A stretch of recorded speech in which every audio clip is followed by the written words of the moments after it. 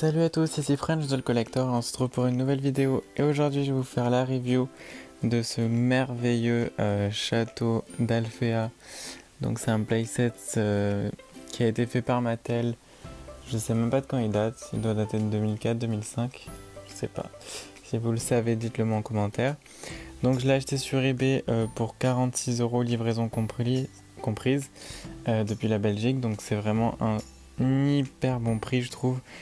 Sachant que on m'a confirmé qu'il était complet, donc je suis super content et je trouve que je l'ai eu pour un super bon prix, donc je vais passer tout de suite à la review. Donc pour l'instant il est éteint, mais je vais vous montrer juste l'extérieur. Donc la façade de devant, on a les deux grandes tours, ici donc c'est censé être le bureau de Faragonda j'imagine. On a une petite horloge. Alors les autocollants, certains méritent un petit peu que je rajoute de la colle éventuellement, mais dans l'ensemble il est en super bon état. Ici on a des fenêtres, des salles de classe ou des couloirs et une grande porte donc qui s'ouvrira et que je vous montrerai juste après. Donc sur les côtés il n'y a rien de spécial, tout comme sur le dessus, c'est assez vide. Le derrière aussi est pas spécialement... Enfin, il est sculpté, mais il n'est pas peint. On voit quand même des fenêtres. Ici, c'est la chambre de Flora, en fait. Voilà, donc on a un petit balcon. On a des fenêtres avec des petits balcons. Et donc cette porte qui, comme vous pouvez le voir, il y a Bloom Charmix. Enfin, Magic Wings, plutôt. Donc dedans. Et en fait, c'est un mécanisme qui sert à faire apparaître une poupée quand on le souhaite. Donc je vous montrerai ça aussi, je vous le montrerai rapidement sur du derrière, je veux dire. Donc je vais l'allumer et ensuite je vais l'ouvrir et vous montrer l'intérieur. Voilà, donc je l'ai allumé, je vais l'ouvrir, j'espère que tout ne va pas tomber parce que j'ai mis tout ce qui va avec à l'intérieur pour être sûr de ne rien perdre. Donc pour l'ouvrir, en fait, il suffit de cliquer sur le bouton, donc comme ça.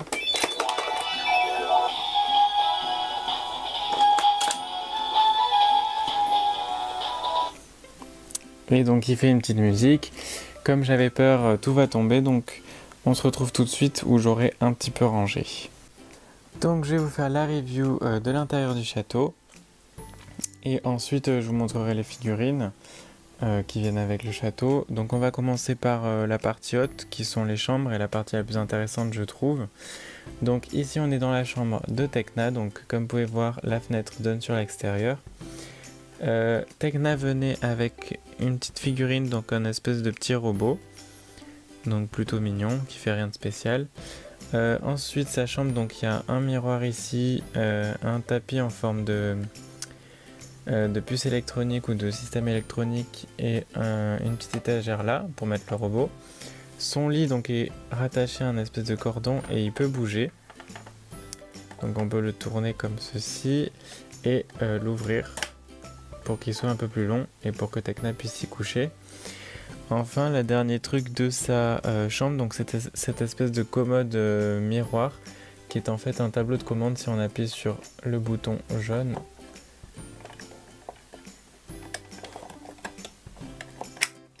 Hop, voilà. Et donc ça donne accès à un petit ordinateur comme un tableau de commande. Donc c'est le seul truc qu'a fait, sa chambre ne fait pas de bruit. On passe à la chambre de Musa qui est un peu moins terne, j'ai envie de dire. Donc de ce côté, elle a des rideaux comme un lit à baldaquin en fait, avec une étagère sur le dessus. Sur ce mur, elle a des petits djembés, des posters, des enceintes, des livres, des fleurs, enfin une horloge. Elle a vraiment tout ce qu'on a dans une chambre. Et de ce côté, donc, elle a deux tableaux. Son lit est en forme de piano, comme le petit tapis juste ici. Donc il y a même comme des touches sur comment ça s'appelle, sur sa tête de lit. Enfin non, c'est pas une tête de lit, je sais pas comment ça s'appelle. Sur son drap, on va dire. Elle vient avec une guitare, donc une guitare électrique dans les couleurs de Musa. L'aspect spécial de sa chambre, c'est cette petite table de nuit avec des livres et donc comme vous pouvez voir une petite Shiny et donc quand on appuie ça fait de la musique.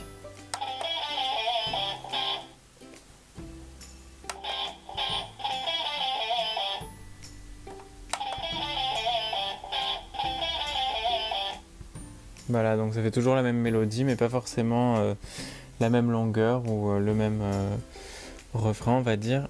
On passe à la chambre de Stella, donc qui est la partie en fait qui serait le bureau de Faragonda si c'était plus fidèle.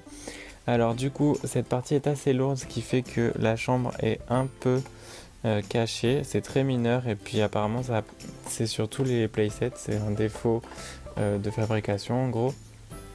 Mais ça gêne pas en tout cas pour avoir accès à la chambre. Donc sa chambre, c'est la chambre à Stella, donc forcément il y a un énorme miroir. De ce côté on voit Brandon dans son petit cadre ainsi que l'accessoire de Stella. Donc si vous voyez bien, voilà, vous pouvez le reconnaître, donc c'est son coffre à bijoux qui est assez symbolique on va dire dans la saison 1. Pour le reste, elle a plein de bougies autour de son lit ainsi que 2 grands rideaux vu qu'elle a un lit baldaquin. Et son lit peut sortir donc légèrement, donc rentrer et sortir pour donner un peu plus d'espace on va dire. Alors sa chambre fait 2 choses. D'abord il y a son tapis qui va illuminer le miroir et montrer son reflet. Et ce petit bouton jaune en fait des fois c'est la sonnerie de l'école mais je sais pas comment c'est censé marcher parce que il marche une fois sur 4. Je pense que c'est assez aléatoire au fond. Donc voilà pour la chambre de Stella. On passe à la chambre de Flora, donc qui est évidemment dans le thème des plantes. De ce côté, on voit que des fleurs en fait sur l'étagère, des fleurs et des plantes. L'accessoire de Flora, donc c'est cette petite plante verte très simple. Elle a un deuxième accessoire qui est en fait sa plante parlante qu'on connaît bien dans la saison 1, qui par contre ne s'enlève pas. Donc c'est un accessoire mais c'est plus de la déco on va dire. Son lit après il n'y a rien vraiment de spécial, elle a un tapis en forme de... Enfin, avec des pétales dessus. La particularité de sa chambre c'est sa fenêtre en fait, comme vous pouvez voir il y a un store. Donc il peut... Là il est ouvert, du coup on entend les oiseaux, la nature, tout ça. Et ensuite on peut le fermer. Et donc du coup elle a une espèce de rideau. Voilà, donc c'était la fenêtre qui donnait sur l'extérieur tout à l'heure. Voilà, donc je trouve ça plutôt sympa, j'aime bien quand ça fait du bruit. Voilà, c'est la sonnerie dont je vous parlais en fait. C'est assez aléatoire. Moi j'avais appuyé sur le bouton, ça l'avait fait, mais depuis ça le fait plus, donc je me demande si c'était pas juste un concours de circonstances. Normalement on est censé entendre les tricks des fois rire, j'ai pas encore entendu parce que je l'éteins quand je le laisse pas ouvert. Mais sinon si vous le laissez allumer, en fait il peut faire du bruit à tout moment, ce qui est assez effrayant quand même, mais bon. On passe à la chambre de Bloom, donc avec comme Tecna une fenêtre qui donne sur l'extérieur. Alors de ce côté elle a une Shiny et des livres, de l'autre elle a une plante et des livres aussi ou des CD, je sais pas trop. Son lit donc comme Tecna il peut bouger. Donc voilà, donc du coup il y a un peu plus de place dans la chambre. Ici on voit une étagère derrière avec d'autres livres. La spécificité de son lit c'est qu'il s'ouvre comme Tecna mais il va dévoiler une petite surprise.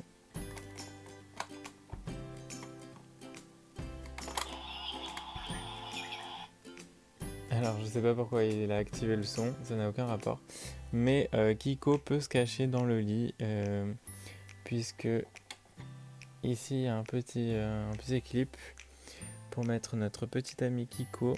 Alors que je trouve à la fois... Enfin il est mignon mais je trouve qu'il est pas fidèle. Il a un truc comparé à la figurine qui vient avec la poupée Bloom de la saison 1. Il a vraiment un truc moins fidèle. Donc Kiko en fait peut se cacher dans le lit et si vous fermez le lit, du coup on le voit plus. Donc je vais passer au rez-de-chaussée en commençant par la cuisine.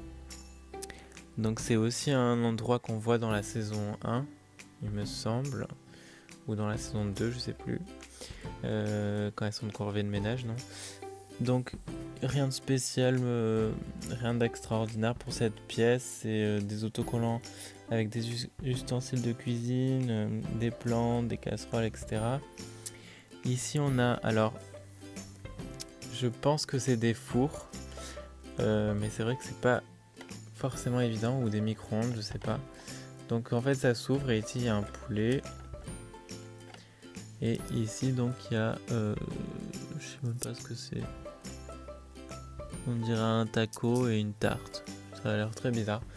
Enfin bon, je dirais que c'est des fours ou des fours micro-ondes, mais sans grande conviction. Ensuite donc il y a cette pièce en fait. Donc il y a la table pour manger. Qui pourrait aller dans cette pièce, mais en fait pas vraiment puisque c'est plutôt un couloir, donc moi je la mets dehors entre les deux on va dire. Donc cette pièce c'est un couloir, donc ça ne sert à rien. Ici on a un petit plateau avec un gâteau, une carafe, une plante, donc c'est pour ça aussi qu'il y a la table pas loin je pense. On a un petit lustre, ce qui est dommage c'est qu'il ne s'allume pas, j'ai regardé mais j'ai rien vu pour l'allumer. Donc il est juste transparent, c'est un peu dommage. Et vous avez sûrement dû les voir pendant que je blablatais tout seul. Il y a Stormy et Darcy qui malheureusement ne venaient pas, n'ont jamais été faites en figurine en fait. Donc ça c'est vraiment dommage. Et donc on les voit et normalement on est censé les entendre rigoler de temps en temps. Mais je sais pas du tout quand est-ce que ça arrive. Ouais, non, le bouton ne sert à rien apparemment. Donc voilà. Donc on passe à l'avant-dernière pièce, donc c'est la bibliothèque de la saison 1 et pas la bibliothèque tenue par la mini-fée un peu chiante là. Ni la bibliothèque qu'on voit dans la saison 5 je crois, parce que dans la saison 5 il me semble que c'est pas la bibliothèque secrète et pourtant ça ne ressemble pas du tout à la bibliothèque qu'on connaissait au début. Donc tous les murs en fait sont recouverts d'autocollants avec des livres. Et on a une étagère en relief avec une imitation d'étagère en plastique beige. Ensuite, cette pièce vient avec un bureau. Donc un bureau avec une petite lampe. Donc qui ne s'enlève pas. L'intérieur du bureau ressemble à ça, ce qui fait que on peut même ranger les petits accessoires comme le petit robot ou la plante derrière si on veut, quand on referme le château. Il y a une chaise aussi. Alors c'est marrant parce que tout est un peu de la même couleur. Donc je trouve ça assez ingénieux d'une certaine façon parce que ça reste fidèle, mais au moins Mattel a sûrement dû économiser sur la fabrication et du coup il nous donne quelque chose de vraiment beau et vraiment détaillé malgré la couleur un peu redondante. Et ça je trouve ça bien parce que ça permet de faire un joli playset. Donc ces livres, je pense, je suis presque sûr, mais je suis pas à 100% sûr, venaient en fait avec Musa, enfin font partie des accessoires de Musa, mais je les mets dans la bibliothèque puisque c'est plus des livres que des CD je trouve. En tout cas ils ont la forme de livres et ils peuvent s'ouvrir. Donc du coup je les mets avec la bibliothèque, sinon ça fait un peu vide. La dernière salle est donc une salle de classe, et oui, parce qu'il faut se rappeler que quand même Alphea c'est une école, hein, c'est pas le Cap Découverte ou je sais pas quoi. Donc on a une petite fenêtre ici, donc c'est un autocollant. De ce côté on a des posters du type étudions le corps humain, etc. Et on a un autocollant avec un tableau écrit Magic Lesson in a Fairy Manner. Donc on voit aussi un Jack Lantern en bas. La spécificité de cette salle, donc, c'est qu'il y a cette espèce de bureau devant et qu'on peut ouvrir et qui dévoile notre cher Whiskies. Donc c'est dommage qu'ils aient pas fait de figurine aussi. Je sais pas si vous allez entendre.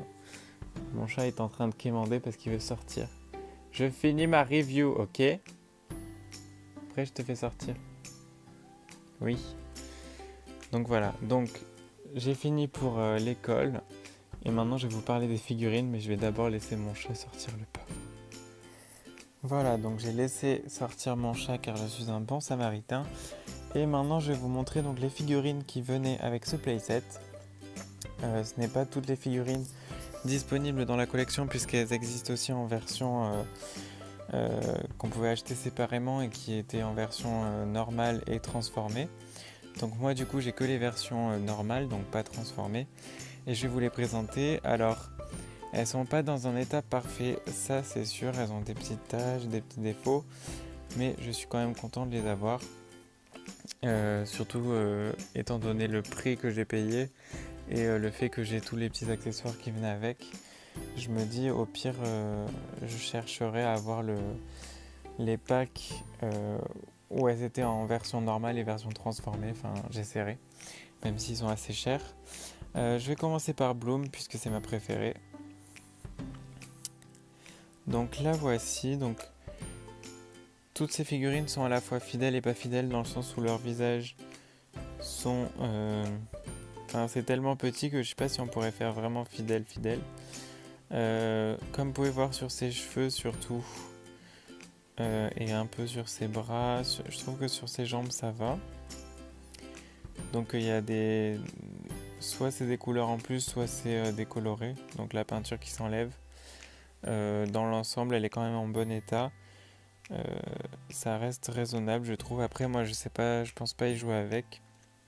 Donc du coup l'état devrait rester comme ça. Donc voilà pour Bloom, qui est plutôt mignonne dans sa tenue de saison 1.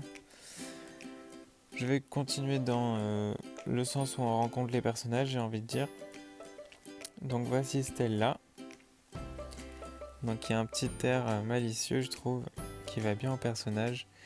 Elle a aussi sa tenue de Pouf de la saison 1. Je pense que c'est la plus vulgaire dans la saison 1 quand même, avec ses chaussures. Donc elle, c'est ses cheveux qui sont principalement endommagés, un peu sa jupe aussi comme vous pouvez voir. Mais encore une fois dans l'ensemble je trouve qu'elles sont quand même en bon état. Alors je pense que c'est Flora qui est en le moins bon état. Je sais pas pourquoi j'ai fait la liaison, il n'y a pas de liaison, bref. Comme vous pouvez voir, c'est sur ses cheveux, c'est sur sa jupe. Donc voilà, mais sinon elle reste très mignonne. Comme le personnage, je trouve qu'elle a l'air gentille. Et sa tenue est super fidèle. Donc elles ont même des culottes. Parce qu'en fait leur jupe, pour Flora, Stella et Icy, leurs jupes sont dans un plastique séparé en fait du personnage. Et très fin, très moulant, comme les Polly Pocket. Donc on peut pas l'enlever, mais ça reste amovible on va dire. Voici Musa, donc qui me semble en bon état. J'ai rien remarqué de spécial sur elle, donc je suis plutôt content. J'aurais bien aimé qu'ils en sortent une avec les cheveux longs, voire des petites figurines en Chantix, ça aurait été le top. Après ça aurait été le genre de truc qu'il aurait fallu acheter sur le moment parce que maintenant ça serait hors de prix. Mais bon, voici Tekna, donc qui est aussi assez en bon état sauf ses cheveux en fait qui ont... Si vous voyez en fait elle a une boucle d'oreille, si ma caméra veut bien.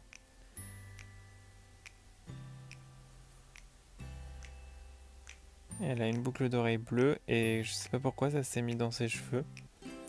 C'est à peu près la même couleur. Donc voilà, donc c'est juste les petits défauts de mes figurines. Et enfin, donc la dernière c'est ici. Donc je trouve qu'il y a une tête un peu ratée, mais qui est plutôt rigolote. Elle a l'air méchante en tout cas, c'est déjà ça. Et elle est pas dans sa tenue, je sais pas comment on l'appelle.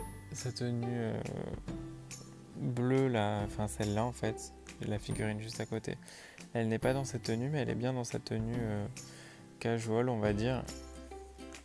Donc, contrairement aux tricks dans le couloir, qui sont dans leur tenue comme la figurine Jax Pacific. Donc, en parlant de la figurine Jax Pacific, je voulais vous montrer la différence entre les deux, puisque c'est quelque chose que je me demandais. Du coup, j'ai pris les deux tricks, de ici. Si vous voulez voir ma collection de figurines, il y a une vidéo sur ma chaîne. Donc j'ai toutes les Jakks spécifiques qui sont sorties, sauf les Speedix et les Zoomix parce que je m'en fous. Donc la ici de Mattel est plus petite, de presque une tête. Elle est aussi plus fine. En revanche, elle est moins articulée puisqu'elle n'a l'articulation qu'aux épaules, aux jambes un peu, très vite fait à la tête mais pas beaucoup. Tandis que celle de la Jakks Pacific peut bouger à peu près partout. Ça n'empêche pas qu'on puisse tout à fait jouer, je trouve, dans le playset. Je trouve que ça reste assez bien. Alors il y a juste la chambre de Stella du coup, avec le plafond qui est un peu trop bas. Mais par exemple, si je la mets dans le couloir, ça choque pas du tout, je trouve. Donc voilà, donc c'est si... Enfin moi ça m'a interrogé parce que je voulais savoir si j'aurais pu jouer éventuellement avec mes figurines dans ce playset. Alors du coup elles sont un peu trop grandes pour les lits. Mais dans l'ensemble ça reste assez cohérent. Je voulais aussi comparer les deux Flora pour que vous voyez bien. Donc il y a quand même une grosse différence. Sachant que Aessie est plus grande que les Winx en fait, un petit peu à cause de ses cheveux. Donc ici on a les deux Flora, donc encore une fois on a une tête d'écart. Et la différence d'articulation, sachant que du coup avec ses ailes, c'est moins pratique de jouer. Alors les salles d'en bas sont un peu plus spacieuse, on va dire, le plafond est plus haut, tandis que les chambres sont vraiment c'est très limite. Du coup voilà, c'était juste pour vous comparer les figurines. Du coup ma review qui est super longue, où je blablate tout seul, est terminée. Moi je suis super content d'avoir ce playset enfin, c'est vraiment un truc que je voulais depuis depuis que j'étais gosse et qu'il était sorti quoi. Et j'espérais jamais l'avoir à un si bon prix avec tous ces accessoires en fait, tellement que je ne savais même pas quels étaient les accessoires fournis en fait au final.